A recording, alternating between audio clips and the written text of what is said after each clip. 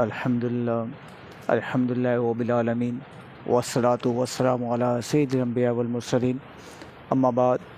فاعوذ باللہ من الشیطان الرجیم بسم اللہ الرحمن الرحیم قال اللہ تعالی فی القرآن المجید والفرقان الحمید ما کان محمد ابا احد من رجالکم ولکن رسول اللہ وخاتم النبیین وکان اللہ بکل شیء علیما وقال رسول اللہ صلی اللہ تعالی علیہ وسلم انا خاتم النبیین لا نبی بعدی صدق اللہ العظیم وصدق رسولہ النبی الکریم مولا صلی وسلم دائما ابدا علی حبیبک خیر الخلق کلہم محمد سید الکون والثقلین والفریقین من عربی ومن عجم بلغ اللہ بکمالہ کشف الدجی بجمالہ حسنت جمیع خصالہ صلو علیہ وآلہ تاجدار ختم نبوت زندہ باد زندہ باد زندہ باد۔ الحمدللہ آج کے اس پروگرام کو نسبت حضور اسلام کی ختم نبوت سے ہے، اور جو 4 دن پہلے ایک دن گزرا ہے 7 ستمبر یوم تحفظ ختم نبوت۔ آج کے اس درس قرآن و حدیث کا عنوان جو ہے تاجدار ختم نبوت، وہ نسبت 7 ستمبر یوم تحفظ ختم نبوت سے ہے۔ پاکستان کی تاریخ کا وہ تاریخی دن جس دن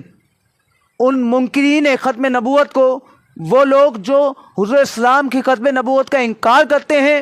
وہ لوگ جو حضور اسلام کے بعد کسی نبی کو نبی مانتے ہیں، کسی شخص کو، کسی غیر نبی کو نبی مانتے ہیں، اس شخص کے ماننے والے مرزا غلام احمد قادیانی اور اس کے قادیانی جتنے حوالی ہیں، سب کو پاکستان کی تاریخ میں قانونی اور آئینی طور پر 7 ستمبر 1974 7 سپٹمبر 1974 کو کافر قرار دیا گیا۔ یہ وہ قادیانیوں کے لیے کافر قرار دینے والا دن ہے،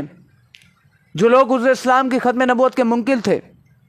الحمدللہ یہ پاکستان کو اعزاز حاصل ہے کہ پاکستان میں عشاقان رسول بستے ہیں جن کی بدولت آج ختم نبوت کا پرچار ہو رہا ہے۔ الحمدللہ علامہ شاہ احمد درانی اور آپ کے ساتھ کئی علماء کرام نے اس کے لیے بڑی کاوش کی، کوششیں کی، جس میں علامہ عبدالستار نیازی صاحب بھی شامل تھے۔ کئی علماء کرام نے جیلیں بھی کاٹیں، شہادتیں بھی تھیں، لوگوں نے، عوام نے بھی شہادتیں تھیں، اور دنیا کی تاریخ میں کبھی ایسا نہیں ہوا کہ کسی پارلیمنٹ، کسی اسمبلی میں ایک موضوع پر اتنی بحث کی جائے، ایک موضوع پر اتنی اسمبلی کے اجلاسات کیے جائیں۔ پاکستان اور دنیا کی تاریخ میں ختم نبوت کے عنوان پر 128 اجلاسات ہوئے، 128 اجلاسات ہوئے، جس میں قائد ملت اسلامیہ علامہ شاہ احمد درانی صاحب نے قرارداد پیش کی کہ جو حضور اسلام کی ختم نبوت کے منکر ہیں، جو قادیانی ہیں، وہ کافر ہیں۔ لوگ پہلے ڈرتے تھے، لوگ ڈر رہے تھے کہ کیسے اس قرارداد پہ ہم سائن کریں۔ بہت سے ایسے مولوی تھے جنہوں نے اس پہ سائن بھی نہیں کیے، اور کچھ ایسے سیکولر لوگ بھی تھے کہ جنہوں نے جو ہے اس قرارداد پہ سائن کیے۔ قائد ملت اسلامیہ سب کے پاس جایا کرتے تھے اور کہتے تھے کیا تم حضور اسلام کو آخری نبی مانتے ہو؟ کیا تم اس بات کو مانتے ہو کہ حضور اسلام کے بعد کوئی نبی نہیں آئے گا؟ جو ہاں کہہ دیتا، قائد ملت اسلامیہ فرماتے کہ اب اس قرارداد پہ سائن کر دو۔ اب ایمان تقاضا یہ کر رہا ہے کہ اس قرارداد پہ سائن کرو۔ آپ سب کے پاس جایا کرتے، لوگ آپ کے دشمن ہو گئے، لیکن آپ نے ہمت نہیں آ رہی۔ جتنی جیلوں کا سامنا لوگوں کو کرنا پڑا، جتنی شہادتیں دینی پڑی، آج بھی اگر ختم نبوت کے نام پہ احتجاج ہوتا ہے، آپ جانتے ہیں کہ کتنا پریشرائز کیا جاتا ہے، کتنی شیئرنگ ہوتی ہے، کتنے معاملات کیے جاتے ہیں، جیلوں میں ڈال دیا جاتا ہے۔ اس وقت بھی ایسا ہی ہوا جب 1971 میں جمعیت علماء پاکستان کے پلیٹ فارم سے علامہ شاہ احمد درانی صاحب اور ہمارے علماء کرام جب اسمبلی میں پہنچے اور جب انہوں نے قادیانیوں کے خلاف بات کرنا شروع کی، تو لوگ ڈرتے تھے، لوگ یہ سوچتے تھے کہ اب کیا ہوگا، اب کیا ہوگا، اب کیا ہوگا۔ یہاں تک کہ ایک وقت وہ آیا کہ اسپیکر نے کہا کہ مرزا غلام احمد قادیانی کا پوتا مرزا ناصر ملاقات کرنا چاہ رہا ہے، تو قائد ملت اسلامیہ نے فرمایا لے آؤ۔ ہمیں کیا، جس کو لانا ہے لاؤ. انہوں نے کہا بھائی اسمبلی میں مناظرے کی صورت اختیار ہو جائے گی. آپ نے کہا اس سے پرواہ نہیں، تم لے آؤ. یعنی آپ دیکھیں اس وقت بھی کتنا پریشر تھا کہ یہ کہا گیا کہ اس کے پوتے کو لایا جائے گا، بات کی جائے گی تاکہ کچھ سیٹلمنٹ ہو جائے، کوئی ایسی بات ہو جائے، یا دنیا میں ایسا پیغام پہنچ جائے، یا قادیانی اوپر کی طرف آ جائیں. لیکن نہیں، قائد ملت اسلامیہ حضور اسلام پر ایسا ایمان رکھتے تھے، آپ حضور اسلام سے ایسا عشق رکھتے تھے. آپ نے کہا لے آؤ، کوئی مسئلہ نہیں، لے آؤ. کیونکہ ہم ان پیر مہر علی شاہ کے ماننے والے ہیں کہ جب مرزا غلام احمد قادیانی کا فتنہ 150 سال پہلے اٹھا تھا، اس وقت مہر علی شاہ رحمۃ اللہ علیہ نے فرمایا تک آؤ مباہلہ کر لو، آ جاؤ، تم بھی آ جاؤ، میں بھی آ جاتا ہوں. قلم سامنے رکھ دیتے ہیں، پیج سامنے رکھ دیتے ہیں، جس کا قلم خود اٹھا اور جس کے قلم نے لکھنا شروع کر دیا سمجھ جانا وہ حق پر ہے. لیکن مرزا غلام احمد قادیانی پیر مہر علی شاہ کے سامنے بھی نہیں آیا تھا. ایسے ہی ہمارے علامہ شاہ احمد نوانی صاحب نے بھی اعلان کر دیا لے آؤ، اس کے پوتے کو لے آؤ، کوئی مسئلہ نہیں. جب یہ بات طے ہو گئی کہ اب مرزا ناصر نے آنا ہے، اس سے کچھ ٹائم پہلے ایک مقام پر شاہ صاحب کو، نورانی میاں کو بلایا گیا، اور بلانے کے بعد ان کے سامنے کچھ 6-8 لوگ پیش ہوئے، ایک بریف کیس لے کے پیش ہوئے اور کہنے لگے ہم یہ آپ کو منع نہیں کرتے کہ آپ قرارداد پیش نہ کریں، آپ بل پیش کریں، ہم اس بات کا انکار نہیں کرتے، اس بات کا منع نہیں کرتے، آپ ایک کام کریں اس میں تھوڑی سی ترمیم کر دیں. قادیانی، لاہوری، یہ جو الفاظ آپ نے استعمال کیے ہیں اس میں ترمیم کر دیں. مرزا غلام احمد قادیانی کو کوئی نبی مانے، چلیں اس بات پہ تو آپ کر رہے ہیں، لیکن کوئی اگر مجدد مانے، کوئی ولی مانے، تھوڑی سی ترمیم کر دیں. تو شاہ احمد نورانی صاحب نے کہا، قائد ملت اسلامیہ نے کہا تم لیٹ ہو گئے. انہوں نے بلیف کیس آگے کیا، 1 کروڑ روپے آپ کے سامنے پیش کیے گئے، اور اس وقت پیش کیے گئے کہ جس وقت کراچی سے لاہور اسلام آباد کا کرایہ صرف 14 روپے تھا، اس وقت 1 کروڑ پیش کیے گئے، آج کے 10 کروڑ سے بھی زیادہ. آپ نے کہا تم لیٹ ہو گئے، تم دیر سے آئے ہو، میرا تو سودا ہو چکا ہے. مرزا ناصر کے جو چیلے تھے انہوں نے کہا کہ 1 کروڑ سے زیادہ میں سودا ہو گیا. جی ہاں، میرا اس سے کئی زیادہ میں سودا ہو گیا ہے. تم دنیاوی سودے کی بات کرتے ہو، میرا سودا مزار مصطفیٰ میں ہو گیا ہے، مزار مصطفیٰ میں میرا سودا ہو گیا ہے. یہ کہہ کے چلے گئے. پھر اسمبلی میں مرزا ناصر کو لایا گیا جو مرزا غلام احمد قادیانی کا پوتا تھا. اس سے 180 سوالات کیے گئے، وہ صحیح جواب نہیں دے پایا. پھر انہوں نے ایک حلقہ اپنایا کہ ایک قاسم نانوتوی نام کے مولوی کی کتاب پیش کی، جس کے اندر یہ لکھا ہوا تھا کہ حضور اسلام کے بعد اگر کوئی نبی آ جائے، حضور اسلام کی ختم نبوت پہ کوئی اثر نہیں پڑے گا. تو نورانی میاں نے کہا کہ یہ کتاب ہماری لکھی بھی نہیں ہے، جس کی لکھی ہوئی ان کے فلاں فلاں مولوی موجود ہیں، آپ ان سے سوال مانیں. ہم تو اس امام کے ماننے والے ہیں، علامہ مفتی اعلیٰ حضرت احمد رضا خان فاضل بریلوی رحمۃ اللہ تعالیٰ علیہ کے، جنہوں نے 100 سال پہلے اس شخص کو اس کتاب، اس عبارت کی وجہ سے کافر قرار دے دیا گیا. تو اس کتاب کو ہم مانتے ہی نہیں ہیں، کیونکہ ہمارے نزدیک تو یہ شخص ہی کافر ہے، یہ عبارت لکھنے والا شخص ہی کافر ہے، یہ عبارت باطل ہے، یہ عبارت تو ہمارے یہاں مانی نہیں جاتی. جب مانی نہیں جاتی تو یہ کتاب ہمارے سامنے پیش نہیں کر سکتے. اور جب یہ بحث و مباحثے ہوتے گئے، 128 اجازت ہو گئے. پھر اس وقت کا وزیر اعظم، اس وقت کا حکیم وقت ذوالفقار علی بھٹو، پہلے وہ بھی ڈگمگاتے تھے، لیکن جب آپ نے اتنے دلائل سنے، آپ نے جرأت و بہادری کے لوگوں کے خطبے سنے، تو آپ کہنے لگے میں صرف اس کی تصدیق نہیں کروں گا بلکہ اس کا اعلان بھی کروں گا. اور پھر ایک وقت تو آیا کہ ذوالفقار علی بھٹو صاحب نے اس بل پہ سائن کیا، اور سائن کرتے کرتے فرمایا کہ میں اپنی موت کے فرمان پہ سائن کر رہا ہوں، دستخط کر رہا ہوں. یعنی مرزا قادیانی کا یہ جو فتنہ قادیانیت ہے، اتنا یہود و نصارہ کے ذریعے پاورفل ہو چکا ہے اس ملک پاکستان میں، یہاں کے جو حکمران ہیں ان پہ اتنا غالب ہو چکا ہے کہ ذوالفقار علی بھٹو بھی جانتے تھے کہ اب جب میں نے اس بل پہ سائن کر دیا، اس قرارداد پہ سائن کر دیا، اب شاید میرا بچنا مشکل ہوگا. اور یہی ہوا کہ راتوں رات آپ کو پھانسی دے دی گئی. اور شاہ احمد نورانی صاحب فرمایا کرتے تھے کہ کیا پتہ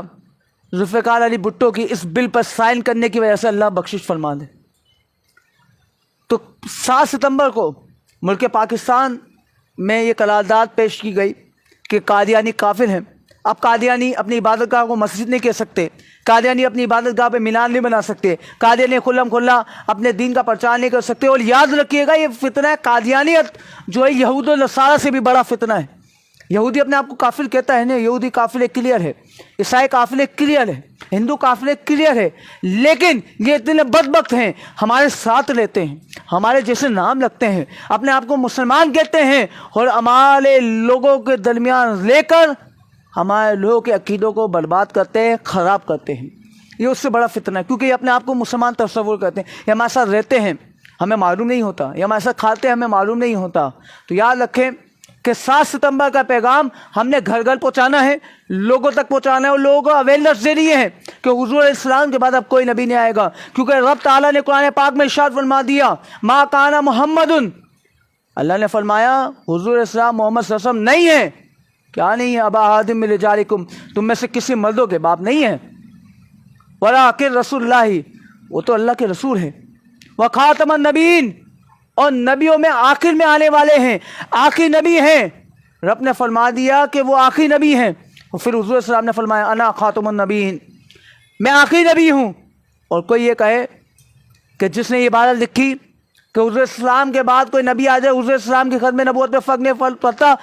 حضور السلام نے فرمایا، حضور خاتم النبی صلی اللہ علیہ وسلم نے فرمایا انا خاتم النبیین، میں آخری نبی ہوں۔ پھر فرمایا لا نبی بعدی، میرے بعد کوئی نبی نہیں آئے گا۔ یہ دروازہ بھی بند کر دیا کہ کوئی یہ نہ کہے کہ میں تو خاتم ہوں، میں تو بعد میں آنے والا ہوں، میں تو آخر میں آنے والا ہوں۔ لیکن حضور السلام کی ختم نبوت کے بعد بھی کوئی نبی آ جائے تو حضور کی ختم نبوت پہ فرق نہ پڑے۔ حضور نے یہ بھی فرما دیا لا نبی بعدی، میرے بعد کوئی نبی نہیں آئے گا۔ بات کلیئر ہے، فرما گئے ہادی لا نبی بعدی، حضور السلام کے بعد اب کوئی نبی نہیں آئے گا۔ اور یہ مسئلہ اتنا حساس ہے،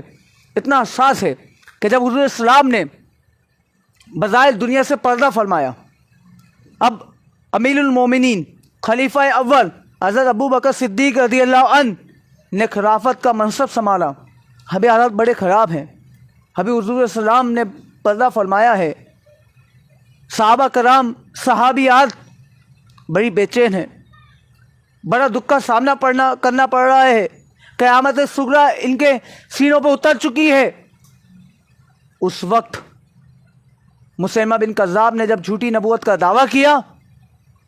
حضرت ابو بکر صدیق رضی اللہ عنہ نے یہ نہیں دیکھا حالات کیسے ہیں، ابھی ہم معاشی طور پہ کیسے ہیں، ابھی معاملات ہمارے ملک کے کیسے ہیں، ہماری ریاست کے کیسے ہیں۔ آپ نے ایک اصول بنایا تھا کہ جب حضور السلام کا وصال ظاہری ہوا، آپ نے پردہ فرمایا، آپ نے کہا کہ چند صحابہ وہ ہیں جو اصحاب بدر ہیں، جنہوں نے بدر کے مقام میں حضور السلام کے ساتھ بدر کی جنگ میں، جنگ بدر میں حضور السلام کے ساتھ شرکت کی تھی۔ آپ نے کہا کہ اب یہ کسی جنگ میں شامل نہیں ہوں گے، یہ چند کم و بیش 14 صحابہ کرام بچے تھے، آپ نے کہا یہ چند صحابہ ہی ہمارے لیے تبرک ہیں، باعث برکت ہیں، ہم ان کو کسی جنگ میں نہیں بھیجیں گے، کیونکہ جنگ میں جائیں گے شہید ہونے کا خطرہ ہے، زخمی ہونے کا خطرہ ہے، ہم ان کو بطور تبرک رکھیں گے۔ جب مسیلمہ بن کذاب نے جھوٹی نبوت کا دعویٰ کیا، حضرت ابو بکر صدیق رضی اللہ عنہ نے فرمایا کہ اب وقت ختم ہو گیا، اب بات ایمان کی ہے، اب بات عقیدہ ختم نبوت کی ہے، اب حضور السلام کی ختم نبوت کی حفاظت کی بات ہے۔ اب کوئی گھر پہ نہیں بیٹھے گا، اب بدری صحابہ بھی نکلیں گے، غیر بدری صحابہ بھی نکلیں گے، جوان بھی نکلے گا، بوڑھا بھی نکلے گا، ہر کوئی نکلے گا اور حضور علیہ السلام کی ختم نبوت پہ پہرا دے گا۔ اور پھر آپ نے فرمایا بڑا تاریخی جملہ، یاد رکھیے گا، جو سپر سالار ہوتا ہے، جو امیر ہوتا ہے، اگر اس کی شہادت جنگ کے دوران ہو جائے تو جنگ ختم ہو جاتی ہے۔ آپ نے فرمایا جنگل سے درندے آ جائیں، مجھے نوچ نوچ کے کھا جائیں، مجھے ختم کر دیں، لیکن تم اس وقت تک اس جنگ سے واپسی نہیں لوٹو گے، اس وقت تک گھر پہ وہ لوٹ کے نہیں آؤ گے جب تک مسیلمہ بن کذاب کو واصل جہنم نہ کر لو۔ کتنی بڑی بات ہے کہ حضرت ابو بکر صدیق رضی اللہ عنہ نے سب کو نکالا اور کہا ختم نبوت پہ پہرا دینے کا وقت آ گیا ہے۔ ختم نبوت کا عقیدہ کتنا جو ہے ہمارے ایمان کے لیے ضروری ہے کہ اس کے بنا ایمان مکمل ہو نہیں سکتا۔ اور یاد رکھیے گا امام ابو حنیفہ رضی اللہ عنہ نے فرمایا کہ کوئی شخص نبوت کا جھوٹا دعویٰ کرے وہ تو کافر ہے، کوئی اس کی نبوت کا اقرار کرنے لگ جائے وہ بھی کافر ہے۔ آپ نے فرمایا کفر تو یہاں تک ہے، کفر تو یہاں تک ہے کہ اگر کسی شخص نے سمپل اس سے اتنا کہہ دیا، فقط اتنا کہہ دیا اچھا تم نبی ہو، یہ تو بتاؤ، کوئی دلیل تو دے دو، کوئی دلیل مانگی۔ امام ابو حنیفہ رحمۃ اللہ تعالیٰ علیہ فرماتے ہیں کہ جس نے جھوٹی نبوت کا دعویٰ کرنے والے سے صرف ایک یہ جملہ کہہ دیا کہ تم دلیل دو، اس کا دلیل مانگنا ہی اس کا کفر کا سبب بن جائے گا، وہ شخص کافر ہو جائے گا۔ کتنا حساس معاملہ ہے یہ ختم نبوت کا معاملہ، کوئی عام معاملہ نہیں بلکہ یہ حساس معاملہ ہے۔ اور یہ جو جنگ یمامہ ہوئی، جو حضرت ابوبکر صدیق رضی اللہ عنہ نے جنگ لڑی، اس کا نام ہے جنگ یمامہ۔ جنگ یمامہ وہ جنگ ہے کہ حضور اسلام کا دور مبارک کتنی غزوات ہوئیں، کتنی جنگیں ہوئیں، لیکن صحابہ کرام کی کم و بیش 260 کے قریب 259 کم و بیش جو ہے صحابہ کرام کی جو ہے شہادتیں ہوئیں، اور صرف جنگ یمامہ کے اندر 1200 صحابہ کی شہادتیں ہوئیں۔ کتنی حساس جنگ تھی، کتنا حساس یہ عقیدہ ہے، کتنا ایمان کا ضروری یہ حصہ ہے کہ جس کو ہم نے آج بلا دیا ہے۔ 1200 صحابہ کرام نے جس کے لیے شہادتیں تھی، اور کم و بیش 700 صحابہ وہ تھے جو حفاظ تھے، جو قرآن پاک کے حافظ تھے، اور اس کے اندر 11 بدری، 14 میں سے 11 بدری کم و بیش صحابہ کرام نے شہادتیں تھی،